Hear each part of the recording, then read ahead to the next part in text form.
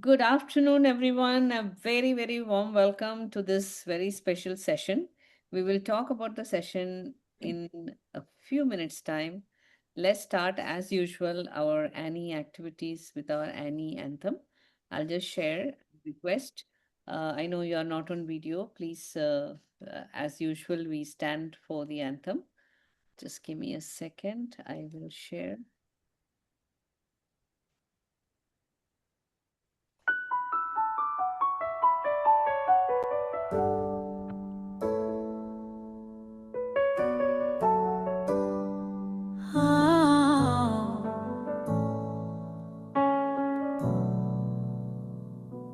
We are the voice, the hands that care, guardians of hope, always there.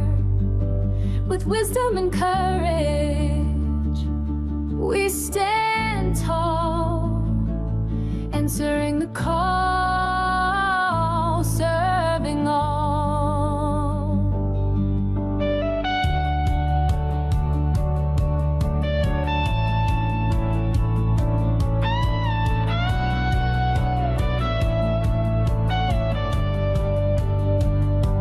In every moment, through joy and strife, we lead with purpose, we honor life, building the future with knowledge and grace, transforming healthcare in every space. Passion to action, our guiding light. For every life, we fight the fight, upholding safety with hearts so true. We are ANEI, proud in all we do.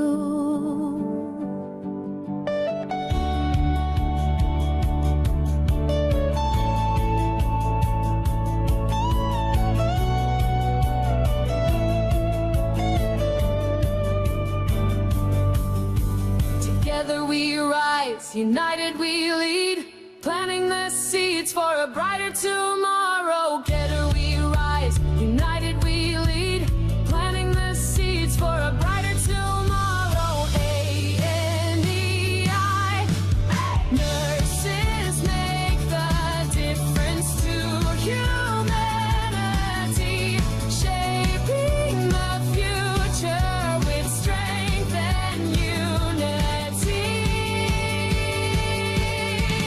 Passion to action, our guiding light.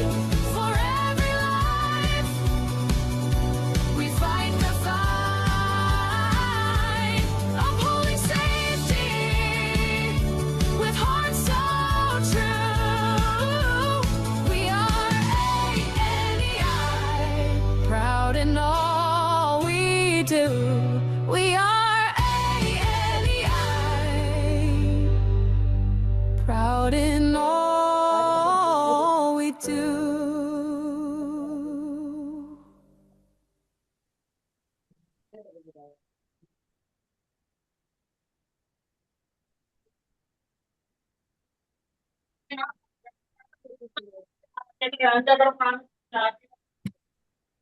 May I request everyone to mute their mics, please?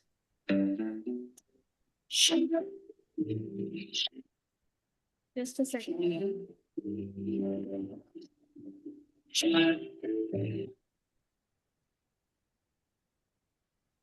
Good afternoon, everyone, and a very, very warm welcome to this very special session.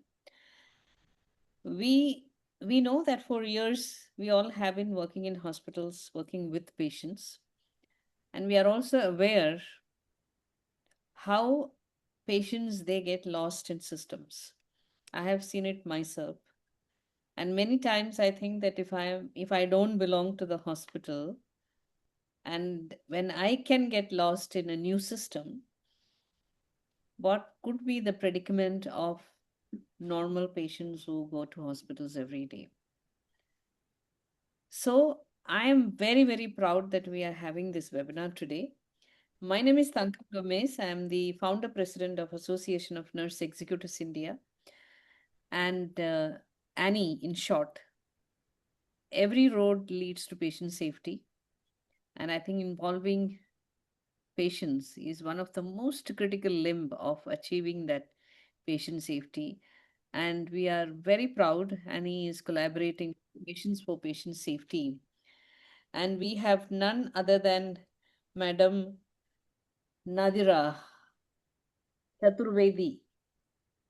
I have known her now for a couple of years, and I can say that thank you so much for being so passionate about this cause. And this was one area that was, kind of unaddressed for many years, the voice of the patient. So you have brought that voice to the forefront. Give me a few seconds to introduce you to the audience here and all those people who are going to watch this video later. So, ma'am, Professor Ma'am Nadira Chaturvedi is the co-chairperson of the Patients for Patient Safety Foundation. And and PFPSF, Patients for Patient Safety in short, strives to provide people with well-researched, reliable knowledge about medical issues that crop up along their health journey for protection, detection, and for taking prompt action to reduce harm, even if they face a dangerous medical situation. And this was not available for a long time for the patients. Now they have a ready place where they can go in and find information which is made in India for them. And ma'am, as a management consultant, academician, and social entrepreneur, holds a MBA from Indian Institute of Ahmedabad and boasts over 40 plus years of experience in corporate sector. Additionally, for the past 15 years, she has served as a professor of business studies, imparting knowledge to postgraduate MBA students. Demonstrating a commitment to social development, she has actively contributed to projects focusing on the health and education of underprivileged and marginalized sections of society for over 17 years. So, we have a personality here who is very socially responsible and have done great work in different domains. And now she's connected to each one of us through this foundation. And when I look at the amount of work the association has done since I have come to know about you, I feel sometimes that if I was the CNO, my God, I'll be going to that site all the time and trying to use all that information to help our patients because patient education remains a challenge for caregivers because they are so short of time, they are so busy, and you have got so many tools that they can download and use. So today I hope that all the people who are here and all those who are going to watch this recording later will get insight into all that you do, and they will make commitment to do something about it. This is what is more important. Not just listen and say it was a great webinar, but decide that we are going to access the site and do what we can do for our patients. And they are our collaborators. Thank you once again, Ma'am Nadira, for taking time out for this webinar and a very, very warm welcome. And over to you now. All the Thank questions you. as we go through, please put it in the chat box. We can take it at the end. Thank you so much. And keep yourself muted and off video unless it is required. So that will give us discipline in the session. Thank you so much. Thank you, Thangam, for that lovely introduction. It's nice to know that I'm noticed, but I'm actually More just an than invisible. noticed, yeah, more than noticed, ma'am. I am just a simple person, just a member of my family, of my friends, of my groups around me. As a patient, nothing more, nothing less, maybe a caregiver. These are the two hats that I wear, and these are the two hats that I bring to you today. I mean, I am in awe. That was a lovely anthem, by the way. And thank you for inviting our foundation here to express and explain what we do. And I hope at the end of it, as ma'am said, you'll get motivated to, use the tools that we offer you. Everything is free of charge, just incidentally. But let me begin by my appreciation of the nurses, of the nursing profession, and of all the doctors and providers of healthcare that I address today. It is the first point of contact is always a nurse. The last point of contact is always a nurse. And everywhere in between, it's always a nurse. So I would really say that this entire journey that we are doing, we have learned from you. We are sharing with you only what we have learned. And that is what I mean by engaging us and listening to us. We began this foundation about 2 years ago, just to set the context, 3 years ago now. And it was the one mandate that reduce medical errors and improve patient safety. I really had no knowledge of these two words. They all had a story. We all patients, every family, every member. If I ask you to shut your eyes for just 5 seconds or maybe 2 seconds and think back, and I mean that, close your eyes and think when you had faced a situation within your immediate circle of somebody falling sick and you are looking after them or they are looking after you. Just imagine, recall anything that went wrong. I'm not asking you to say it, but I think all of us, if we keep a 2 minute looking inward, we will come out with a story. I'll share my story as well. And I'll share good stories and bad stories both. But the medical error, this term, patient safety as another term, was new to us. And it's only when I interacted with the healthcare forums that we realized that every patient, every man, every woman, every family has this. And this is what we are bringing to you because, as ma'am said, there was nobody to listen to us and not only speak, but there was nobody to listen to us. So today's workshop, therefore, is focusing on what we have as stories, what you will convert into data, what you will convert into change of health care systems, and how you will sustain that throughout your particular area of work, whether it is before, whether it's during, or after in the care continuum. So let me begin by, and this was the first thing, that information that came to us. This is a classic one, 1 in 10, 4 in 10. I mean, it's like, it's like a tables that a child learns, two twos are 4, two twos are 6. But it was shocking. 1 in 10 people in hospitals do suffer harm for various reasons because of various people. It's not only the healthcare. And as many as 4 in 10 patients suffer harm when they're beginning their journey in the healthcare. Now, this harm was explained to us. It could be medication errors, it could be surgical mispractices, like the classic example of Sri Devi, a very famous actress, everybody knows her. And her mother fell ill. Sri was rich, wealthy, she had resources. She takes her mother to New York, gets her surgery done, her brain surgery, from the best of the doctors. And unfortunately, it was the wrong side of the brain that the brain was operated on. As a result, she loses her eyesight, she loses her movement. She had to go for a second surgery for the other side, but I think it went wrong. So what went wrong? It was the surgical site marking. So it was, anything can happen to anybody. It's not just poor people, it's not just rich people, it's not but literate or remote or rural people, anywhere. You talk about hospital infections, you talk about radiation errors, blood clots, sepsis. So there are so many reasons, and that's where our journey began.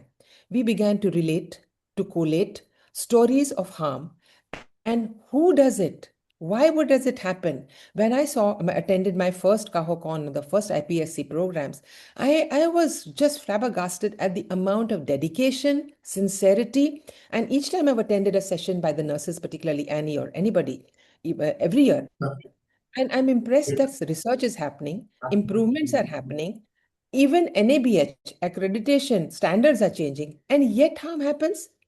So we came back, and although we had gone, the chair, Mr. Somital, and I, we went and said, okay, we must talk about it to patients, we must talk about it to doctors. Oh, no, no, no, we were so wrong. We were really wrong. We came back and we said, okay, let's think. Who is the perpetrator of this harm? Does a nurse do it willingly? No. Does a doctor do it deliberately? No. Does a patient do it deliberately? We had a moment of silence. We had a moment of truth. Yes, because of our negligence, ignorance, or just surrendering, or tensions and misunderstandings, patients and caregivers quite cause twice as much harm as that happens in the provider's domain. There is, of course, it doesn't mean that none of us are responsible. All of us are responsible. So this was our first acknowledgement that yes, we are human. We will make mistakes. There is a shift change. Too many patients One nurse is absent. The load comes on the other person. The doctor hasn't come. Children are crying. The handwriting is poor. Communication incomplete. Forgot to put it in the system. So there are systemic errors, there are human errors, and there are pure lapses. So this is our starting point. And we started making a list of the possible errors, which I'll share with you, and why and how, where do they happen and how they can be prevented. So if I begin like a story, I mean, my own, it's a personal story, okay? And there's a good story. My husband was a very fit man, a very able person. Everything was right.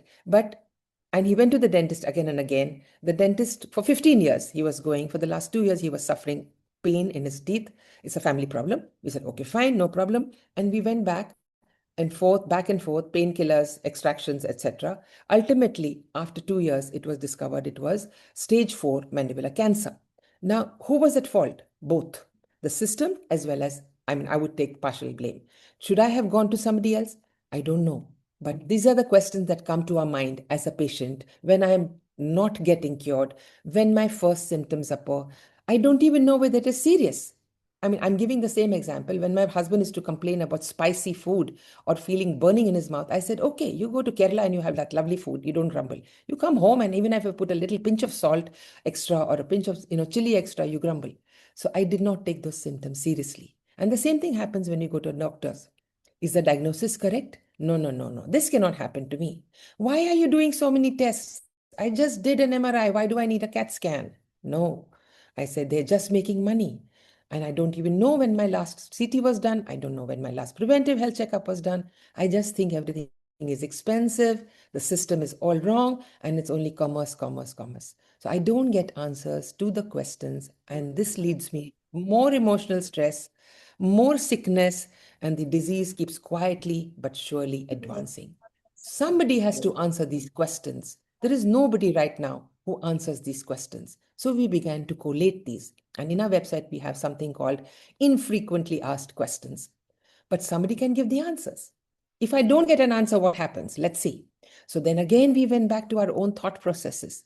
Our journey in the medical field, or I call it a train, it's literally a train of 6 boxes, begins before I enter your hospital. Tracking symptoms. Is it harmful? No. Then the diagnosis is delayed. Is the diagnosis correct? I don't want to take tests. I don't want to give information. I have seen patients, I've done a lot with cancer care, and there are people who do not want to admit that the girl child has cancer because then she will not get married. Her in-laws will scream. So when there is a problem or a recurrence, the doctors are not told, especially if the mother-in-law is taking her, and the cancer progresses. These are real facts. These are real stories. I'm not cooking them up. So when you give incomplete information, obviously the diagnosis is wrong. And who's blamed? The doctor, the nurse, the hospital. Treatments. We all know. We go to the chemist. He's my best friend.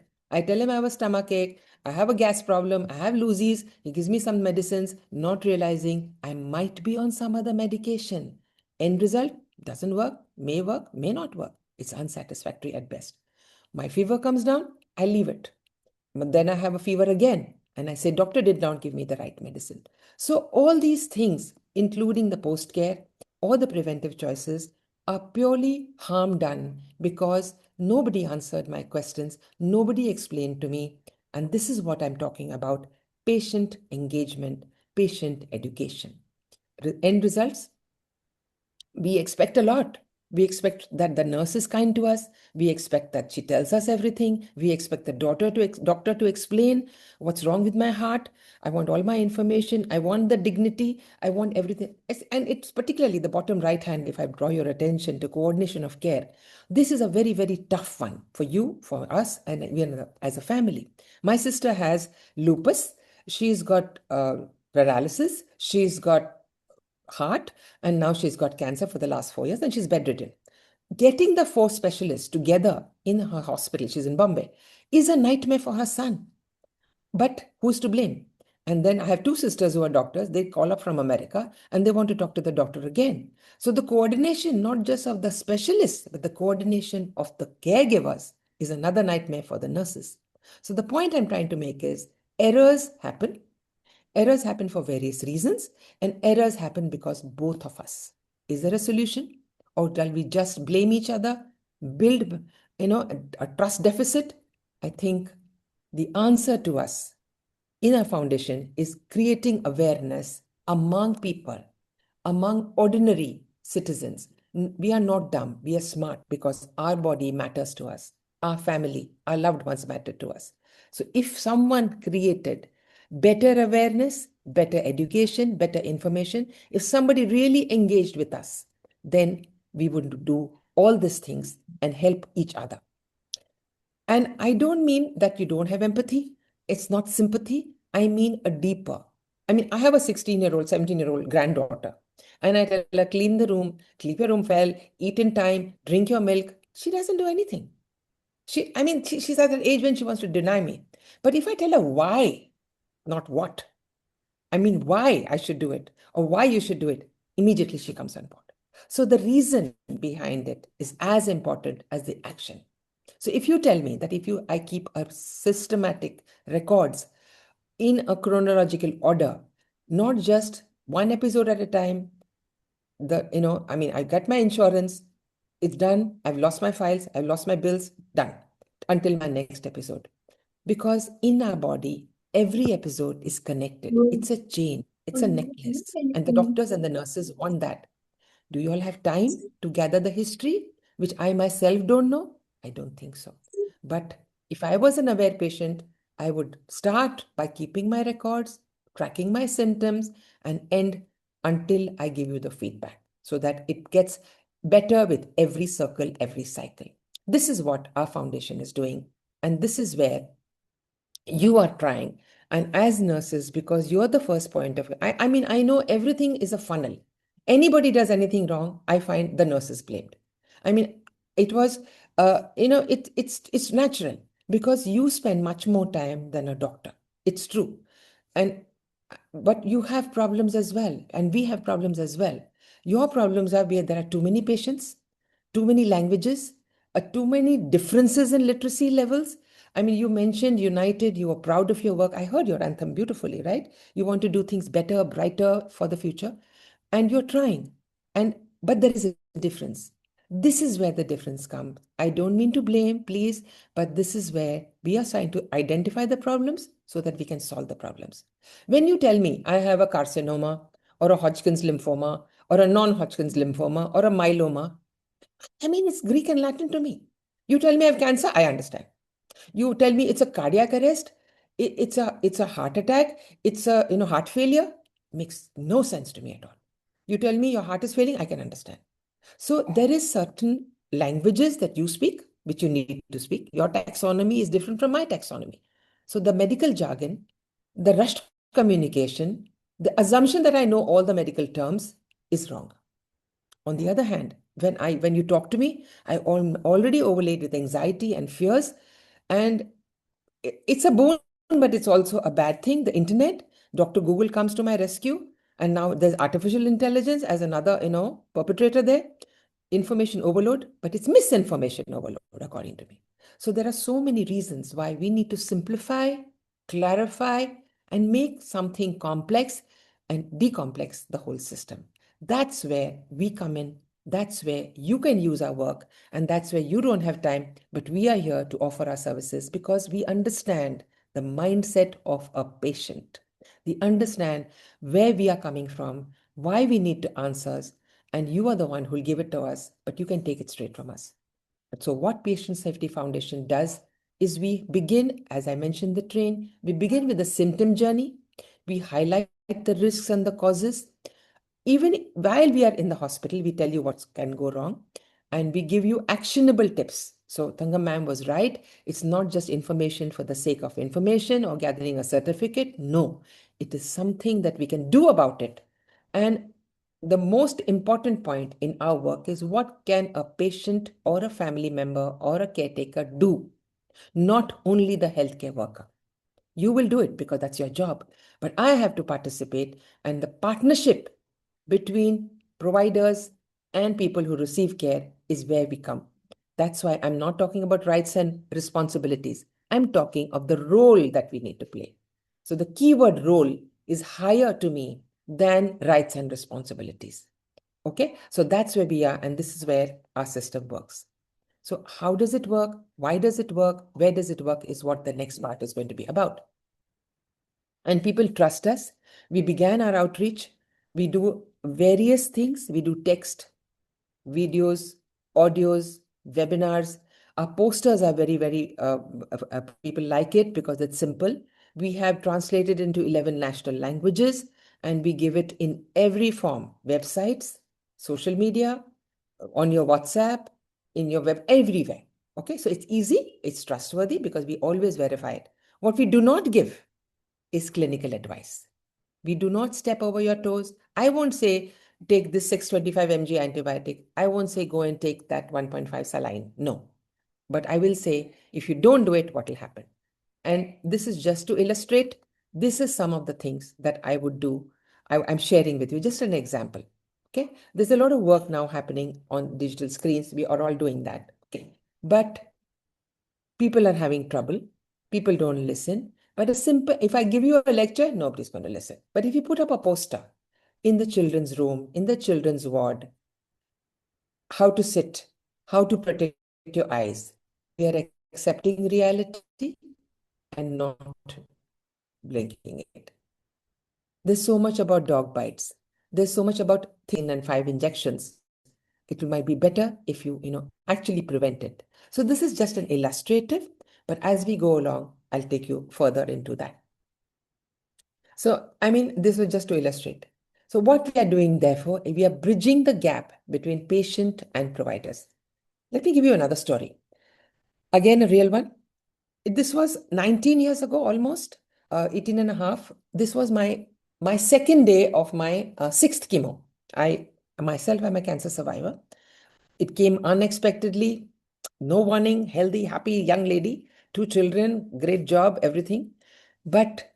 And each time I went for my chemo, I had my family with me. Every time. I was never alone. I was lucky that way. Okay. And my daughter was always with me, or one of my sisters. We are a large family. As usual, we went day 1, day 2. The nurse said, please have your protein sandwich. We're going to give you the saline. We're going to give you the antiemetic. Then we'll give you the dangerous cocktail of toxins. And then you again have an emetic, and then you can go home. And she told my daughter something. I don't know what she told her. I took my paneer sandwich. I hate paneer, by the way. But anyway, I had it. I took my book. I was resting, and I almost fell asleep, which I usually do. But this time, my sleep was not sleep. I was in a semi-coma. I was collapsing. I was sweating. I was red-faced. I had cold sweats.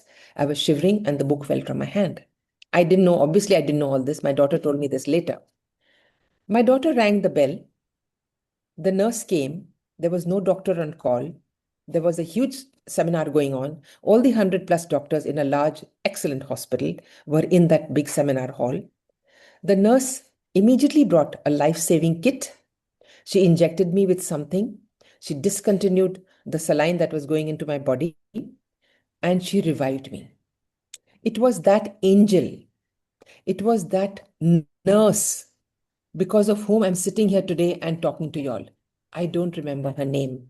In my mind, her image has become fairer and fairer and bigger, but I have never forgotten her. What did she do right? What did my daughter do right? Both of them were right. The nurse gave her information, which she had given 11 times earlier. Mine was a 2-day protocol. But every time she repeated it, that if this happens, if this happens, if this happens, these are the signs you should watch out for, and call me if something goes wrong. She had her tray ready. That was her system going right. My daughter was not lost in her mobile phone, or just taking the fish trays, or it's to us, hospitals are always picnics. I've gone so many times. We go and order something great from the canteen because it's like room service and paid by my parents or my grandparents or whatever. But my daughter was more clued in. The moment she saw the book falling from my hand, she rang the bell. She realized something was wrong. So that was patient engagement. That was caregiver engagement. And the nurse and my daughter saved my life. That is the power. That is the beauty of telling each other, listening to each other, communicating with each other. Of course, there was an RCA done after that. It happened to be cobwebs in the saline bottle. It was a whole batch was rejected. The vendor was changed. The system was put right. And there were multiple checks put in the system when you procure something. That's for later. But now we're talking about where and how we can engage with patients. And that is why I wanted to spell it out. It was not a doctor who saved me. It was a nurse who saved me. So thank you, nurses. I'll always be grateful to you. And therefore, caregivers have to be as important as nursing because we are nurses at home. 90% of the time, especially a woman, a mother, a daughter, a sister, a wife, a cousin, we're always nursing somebody or the other, ourselves or someone else.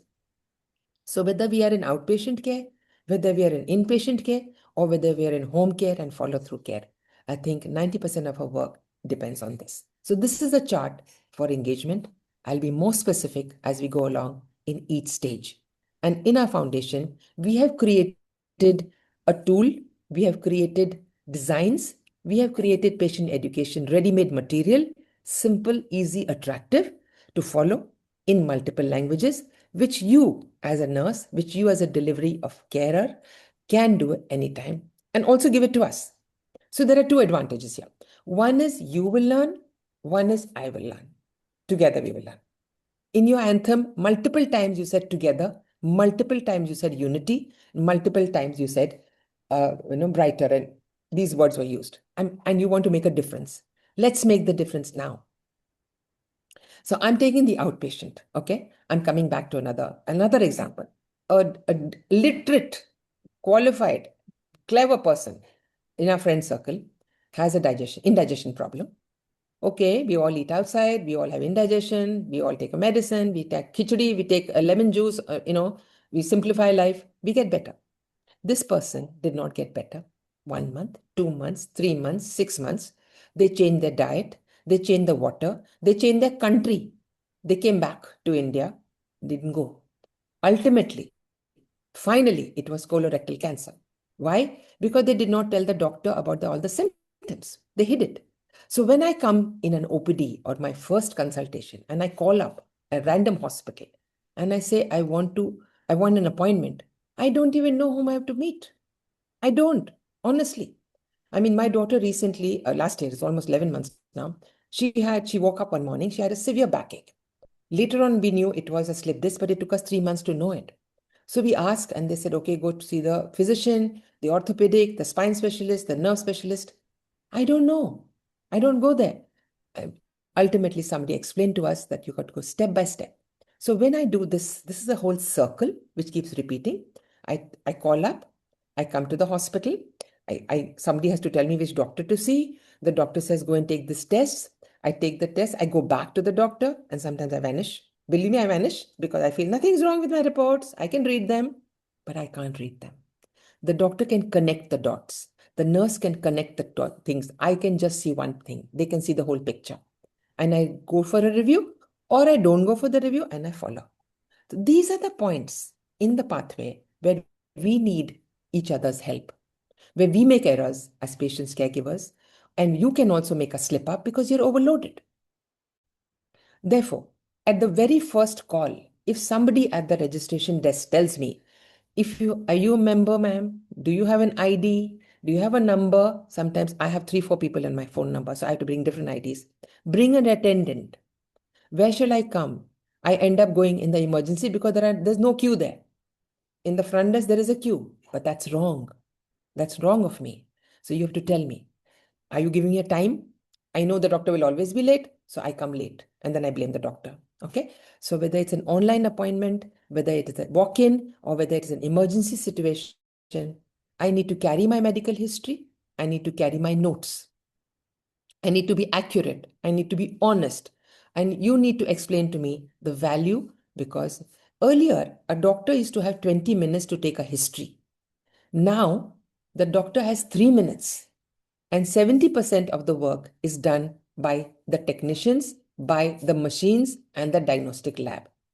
See the difference. We were so happy and satisfied when a doctor checked us, touched us, asked us about the whole family, our children who were not yet born, our children who are dead and gone. But there was a human touch. For the sheer overload now, Everybody gets the best of treatment, and yet we are not happy.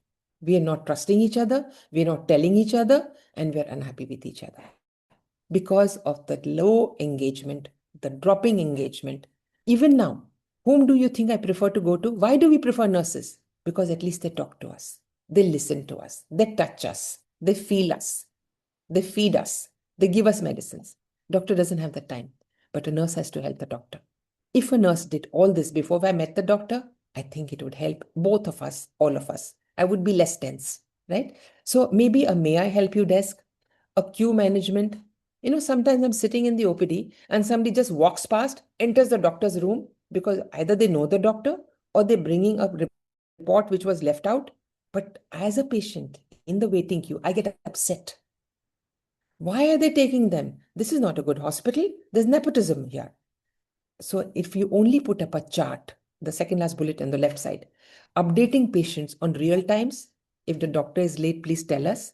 If he's in a surgery or he's in his rounds, I will understand. You tell us he's 20 minutes late. Don't say he's coming, he's coming, he's coming. Many times we sit in the usual room and we realize the room of the doctor has changed. We're wondering, where is my card? Where is the doctor? He's come and gone, ma'am. You didn't come. Because I was sitting in the wrong place. Because the doctor changed his room. Okay, the doctor can change his room. Did anybody tell me? No, it's like missing a flight. I sit in the wrong gate and the doctor goes off from another flight. So small things make a big difference. We get upset. These are systemic, but also it can be helped. And encouraging us to ask and understand our disease, I think to me that is the key. For example, there was another patient, another friend of mine, she had had a surgery. She had a chemo pot and she goes home and they said, you're normal, you're fine, everything is great. No need to come back, all good. She goes back, she goes in the rain, she walks. Obviously, her wound gets wet and she gets infections. So tell us when, why we need some engagement. Maybe you have time, maybe you don't have time. Diagnosis and treatment, another touch point. This is another big thing. Diagnostic is going bigger, better, faster, and more expensive and more detailed. Now there are genetics. Now there is predictive, apart from preventive. So there's a whole new dimension, which I understand the value, but I don't understand the cost, and I don't understand why I need it. Again, somebody who's prescribing the tests, if they told me why I need it, whether it is to investigate, whether it is to confirm, whether it is to monitor, then I will understand. My brother-in-law had blood pressure. Nobody knew it. It was Diwali time. He kept having mithai. He refused to monitor it. He refused to do a monitoring test, which he was supposed to do every month. His sugars shot up to 700. He was in a near coma. Luckily, his wife took him to the hospital and his life was saved. But it was a test which was missed out. So if you explain, these tests are not to change your medicine, these tests are monitoring your medicine dosage, it might be there. And everybody knows about the handwriting problems. I think there's a rule now that medicines should be typed out, capital letters, and even within that, OD, BD, TDS. It was a very funny incident. This, as children, we play tic-tac-toe. So there are knots and crosses, circles and crosses. So that's what I find in a prescription. Some doctors like crosses, some doctors like circles, and some doctors like dashes. Now, whether the cross means I shouldn't take, whether that cross means I should take, I don't know. So somebody has to explain that to me. Otherwise, it just becomes a game of tic-tac-toe. So small things, but errors begin because I took it on the wrong time. And you did not say, you said morning, but you didn't say before breakfast. You said before breakfast, you didn't say empty stomach. So a lot of work has to be done here. I don't know whether you have the time, but we can give you that information. So even the follow-up, the do's and the don'ts, both are important. The negative signs are important. Everyone says, do this, do this, do this. Nobody says, watch out for what not to do. And sometimes you do tell us, and we call up that number. Nobody answers because it's a line number, 2646. Nowadays, everything is gone into mobiles. It's a dead number. Please let us know which date the doctor comes so that we can follow up. So there's a lot of work. There's a lot of things that can happen. And although you all are rushed, I think the system, the timetables, the technology needs to be updated. And this is what we're talking about. These are some of the samples that we can share with you in our OPD areas. Preparation before visiting a doctor. To us, this has been a very, very important and a very successful poster. Just 5 bullets. The nurses are happy, the doctors are happy, the patients are happy. What did I write in that? First bullet. Jot down your symptoms before you come. Prepare your questions and doubts before I come. Because, classic example, I come to the doctor, I enter, I'm flustered, I'm late, I'm rushing for a meeting or I got in a traffic jam, and I forgot to ask 2 questions. I come out, oh, I forgot to ask him. I rush back. Doctor, that medicine is not available. Can I take another one? The doctor is kind. He looks up at me and he says, yes, change. Or he says, no, don't change. I come out rushing. Again, I forgot. Doctor, can I take it before breakfast? He says, next, please. So doctor has no more patients left. But if I had my list of questions in advance, I think the doctor would answer me. But and the same thing goes for my history. Diagnostic errors, communicating whether I have sugar, communicating whether I've taken an aspirin, verifying the site, the name, the number on that thing, the color coding. I think all these can help. In your OPDs, instead of putting up what Trump did or what Modi did not do, or which politician hit which politician else, I think perhaps some health literacy, some signages of women, children, anything about illness would help.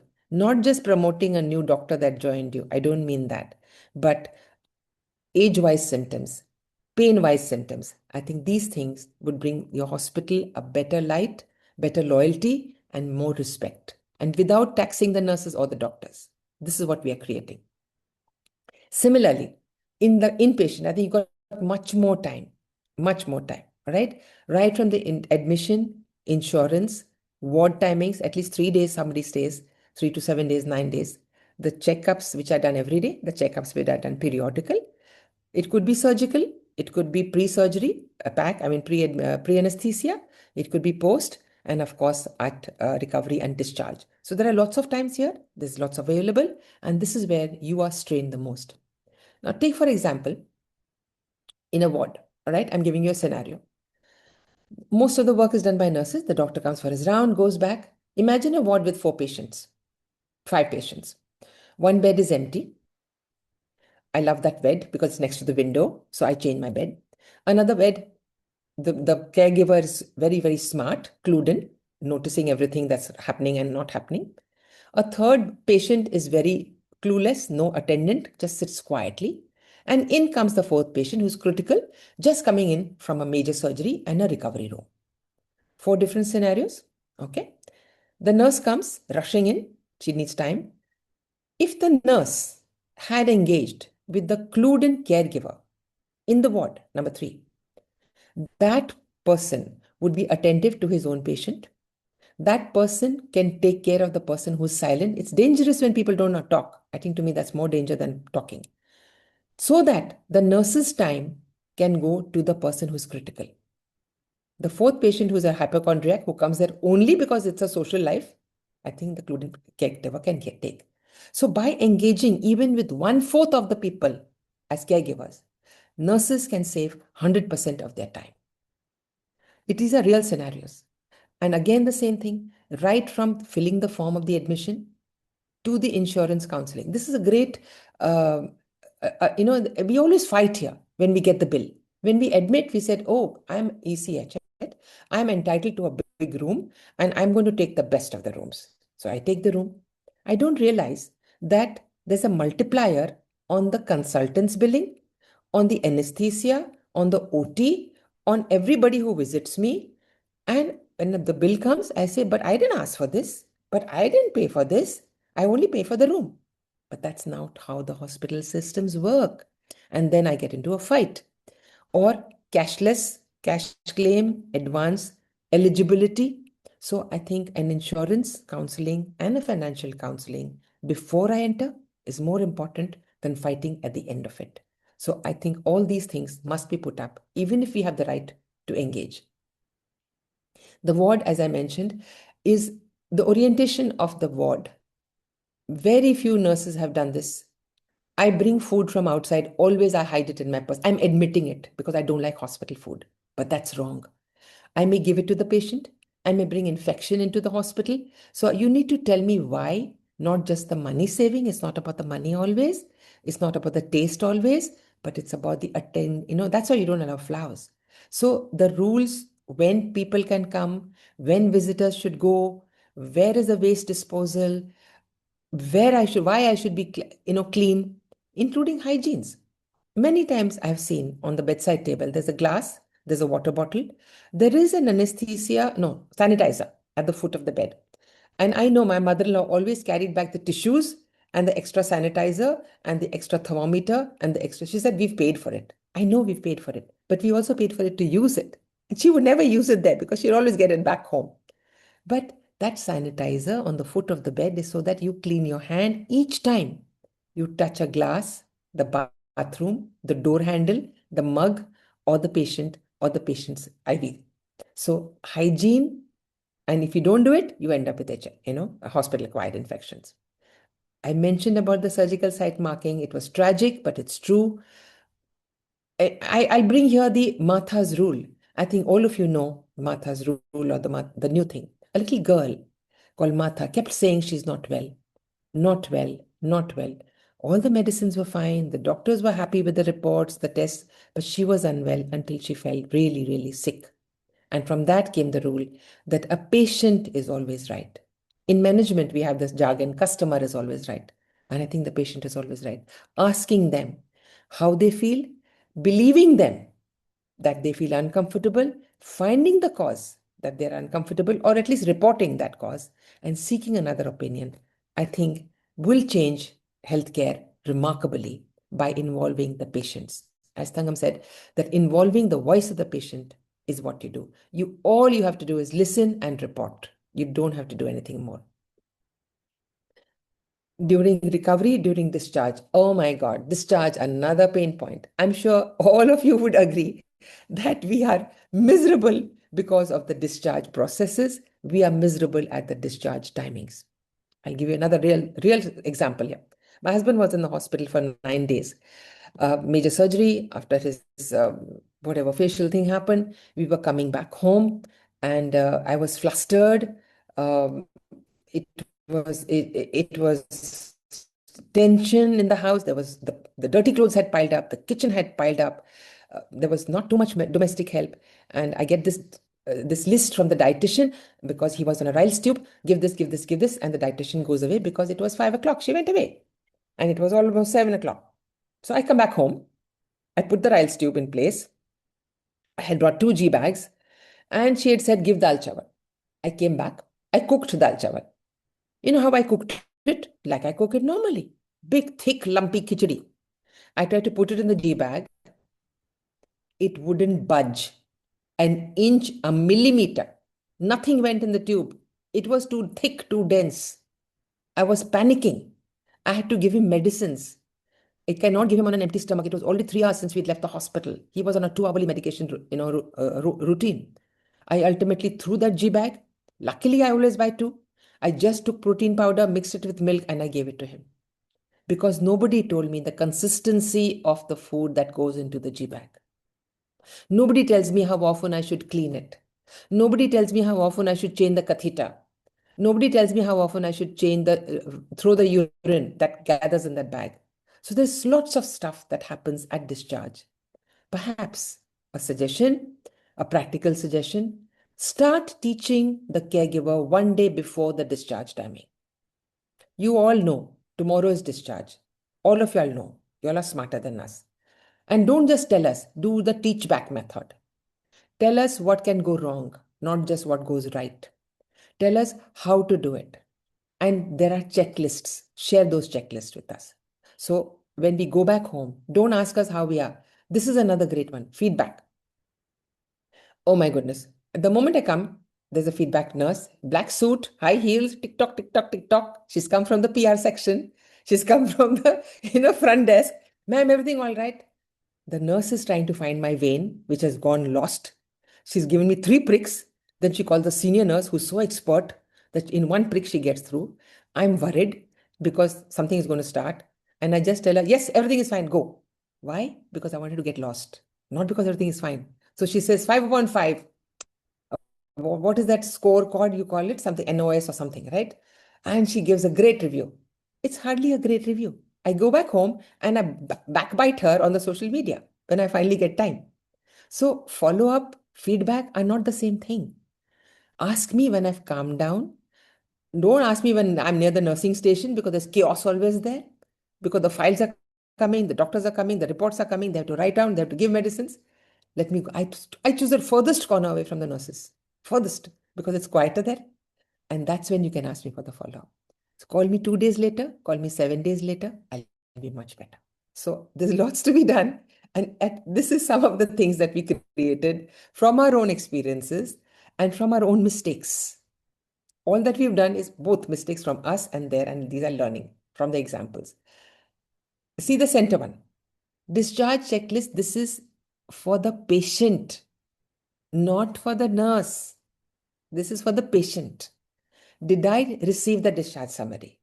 Did I take all my diagnostic reports? Did I understand the medication? My sister-in-law was going back home. Housewives are always busy. The nurse was kind enough. She said, I'm giving you 5 doses packed in 5 packets, morning, afternoon, evening. The white goli, red goli, pink goli. My sister-in-law came back home. She calmed down. She got back into her kitchen, her laundry. By the time the 5 days were over, she was settled enough to make her own medication lists. That's a nurse. That's being empathetic. That's when I understand that I must take this tablet in time. Have I gathered my billings? Have I gathered my medical certificates?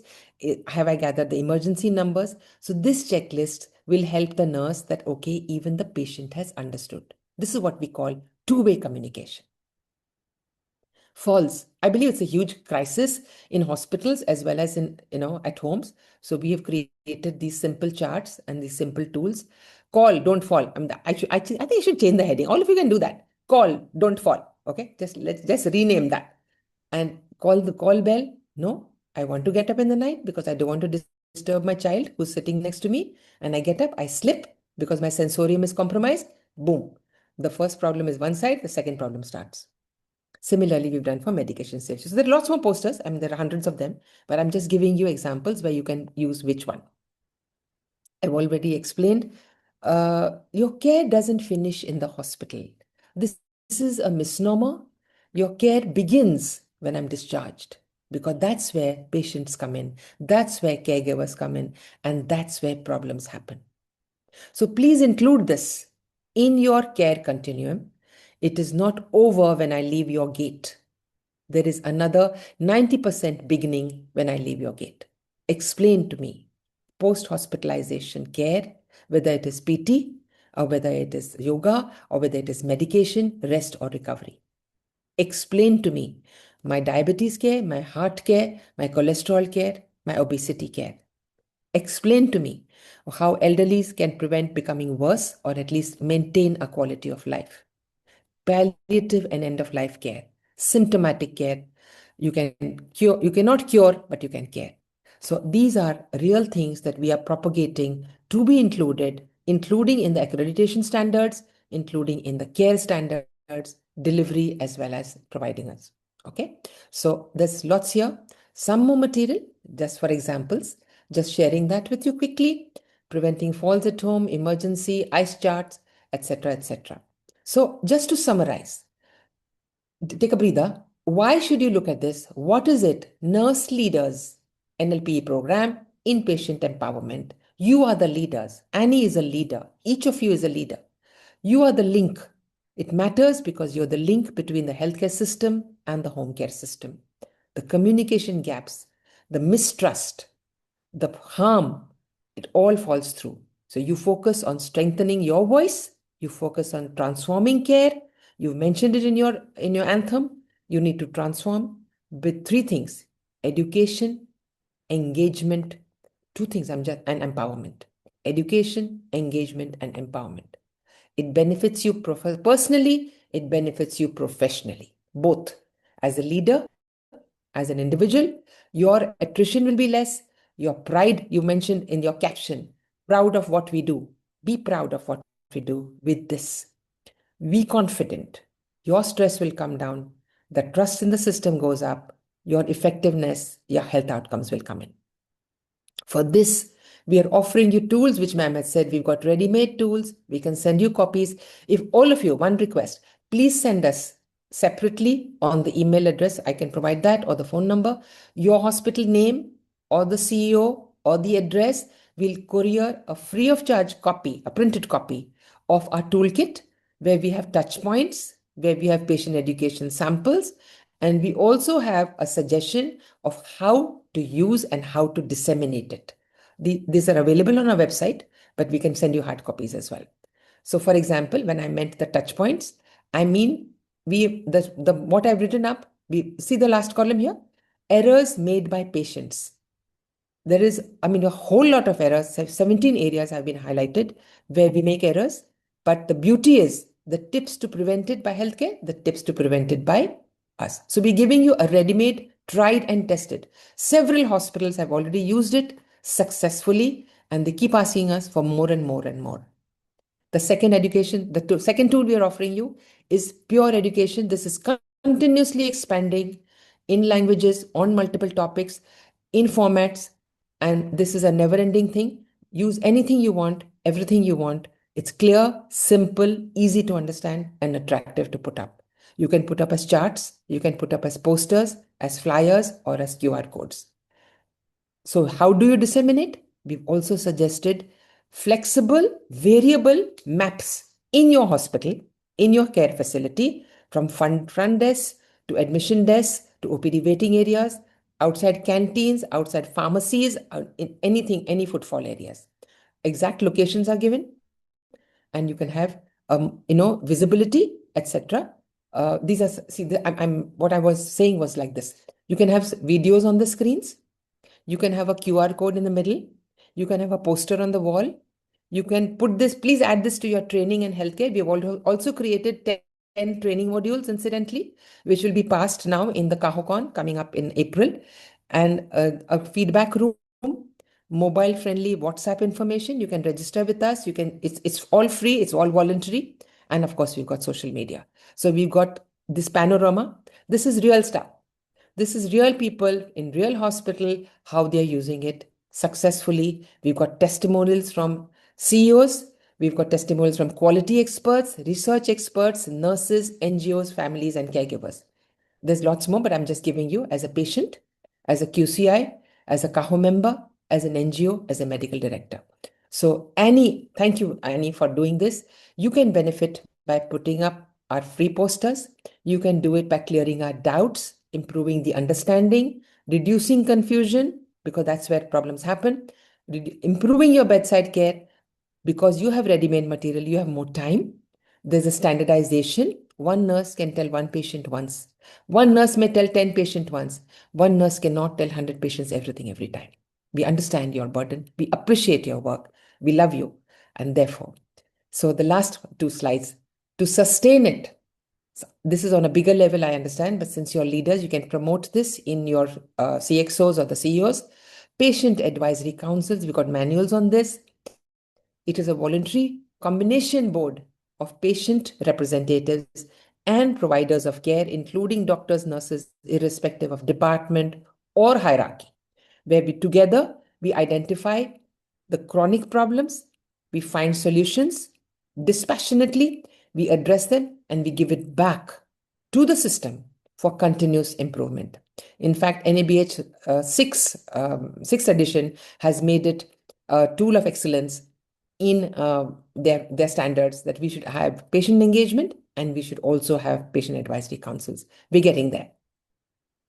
So trust us, believe us. I'm talking as a patient, I'm talking as a woman, I'm talking as a mother and a daughter, but we also have doctors who've given us great advice. There are lots of people who've done it, including Annie people, right? All of you. Many partners, private sector, public sector, partnership, healthcare systems, hospitals, large corporates, small NGOs, nobody and everybody is important to us.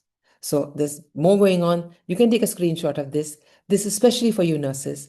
A free, safe health library with all the materials, with posters in your language, the toolkits which you can save, access easily. And since it is real time, since we are updating our website real time almost every day, every week, you can use it. We have a Thursday newsletter that goes out. We have a Friday WhatsApp that goes out. We have a podcast every Saturday. Today we did a podcast with a doctor patient on bone health and joint health. So we have several dynamic things that are happening. Join us to save us, join us to help us, so that together we improve healthcare and we don't blame each other. Thank you for listening. I hope people understood. We'd love your feedback. We'd love your suggestions. We'd love your knowledge. We invite you to share your knowledge as well with us. Open to feedback, open to questions. Thank you, ma'am Nadira. That was really what I'm at loss of words. Something that had been in the waiting for a very, very long time.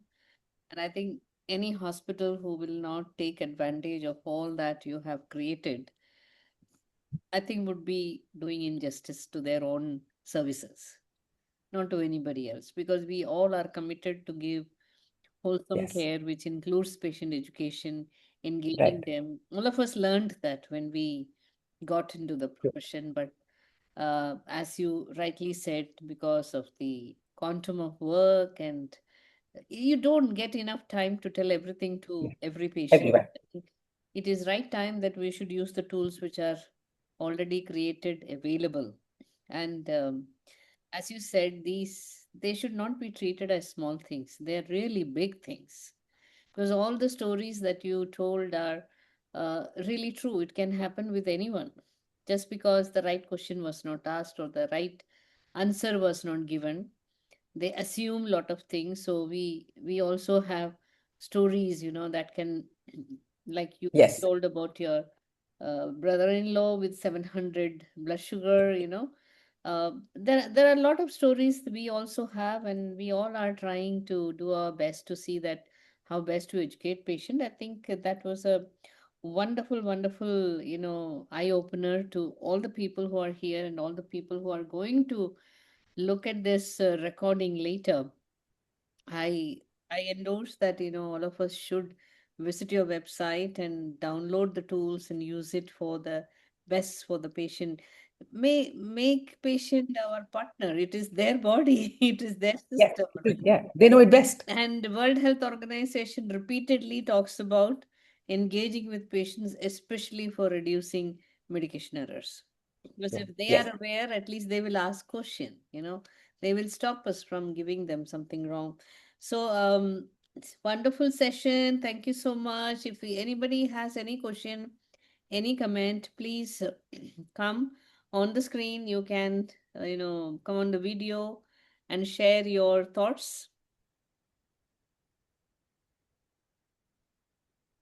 Yes, we are waiting. I'm always afraid when nobody asks. That means they either didn't understand anything or they understood everything. I totally agree with Hello, you. Sangam. It goes two Hello, Geeta ways. madam. Uh, I have three requests. Number one, to all the nurses here, first of all, our gratitude and our thank you and our appreciation. Please do share your IDs or your phone numbers or your addresses so that we can send you this material as soon as possible. Second, we need your knowledge. We need your stories. Tanga ma'am said stories. We've been asking for more stories. They will be anonymous, trust me, but we will draw lessons from it. We will add them to our questions and we will add them to our answers so that our topic list is enriched in real time because you all are doing it real time. We may have anecdotes, you have a whole, data file on that. So the second is stories, and the third is your knowledge, your expertise, whether it is hygiene at home and the errors that we make. We would be really, really obliged, I would use the word, to get the information and the knowledge that you all have. We will build on it, promise that. Everything we do is without charge, and without anybody's name. Thank you. Please do share that with us. We will definitely work Varsha, towards that, can you ma'am. just put the info ad on the thing? Yeah. Yes, ma'am. Ajita ma'am, commence. Hi, Nadira ma'am, everybody. As always, it's a sheer pleasure listening to you. I got in a little late, rather, That's but it is it's high time. We would not be intelligent enough if we don't use our patients for their own safety and our safety, right? So, and there is a clear-cut ways as to how to engage them if someone is confused, or how to educate them. All that is there. It is up to the public to use that, including the healthcare workers. And thank you so much for doing so much for patients and all of us.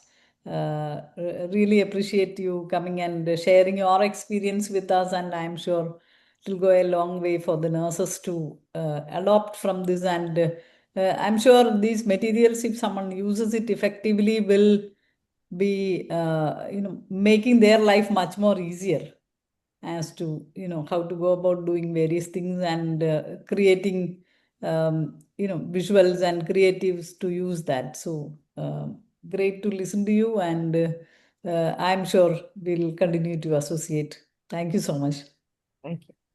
Thank you. I Thank think you. somebody wants to say something. Yes. Yes, ma'am. Thank you, Dr. Nachita.